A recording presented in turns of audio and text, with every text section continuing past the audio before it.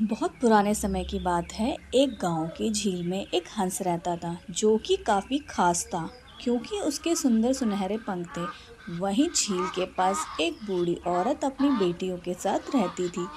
बहुत ज़्यादा मेहनत करने के बाद भी वह बहुत ही गरीब थे। एक दिन हंस ने सोचा शायद मैं हर दिन एक अपना सुनहरा पंख इन्हें दूं ताकि ये महिलाएं इसे बेच सकें और इनके पास पर्याप्त पैसा आ सके।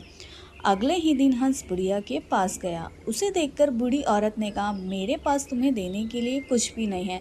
लेकिन ऐसा कहने पर हंस ने कहा, लेकिन मेरे पास तुम्हारे लिए कुछ है, और समझाया कि वह इसका क्या कर सकती है। बुढ़िया और उसकी बेटियां सोने का पंख बेचने के लिए बाजार गई। उस दिन वे अपने हाथ में पर्याप्त धन पाकर बहुत ही खुश थी। हंस दिन पर दिन बुढ़िया और उसकी बेटियों की मदद करता रहता था।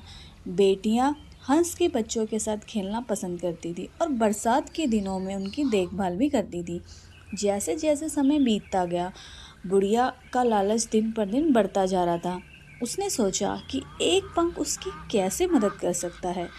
जब कल हंस आएगा तो हम उसके सारे पंख एक बार में ही तोड़ लेंगे, उसने अपनी बेटियों से कहा। लेकिन उसकी बेटियों ने उसकी इस बात से इनकार किया और उनकी मदद करने के लिए मना कर दिया।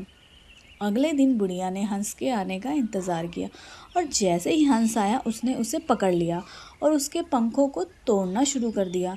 जैसे ही उसने पंख तोड़ा, उसके सारे पंख सफ़ेद हो गए। बुढ़िया रोने लगी और हंस को जाने दिया। इस पर हंस ने कहा, तुम लालची हो गई हो। जब तुमने मेरी इच्छा के बिना मेरे सारे सुनहरे पंख तोड़ दिए तो वे सफ़ेद हो गए। इतना कहकर हंस गुस्से में वहाँ से चला गया और फिर कभी नहीं दिखा। तो इस कहानी से हमें यह सीख मिलती है कि अत्यधिक लोभ से बहुत हानि होती है।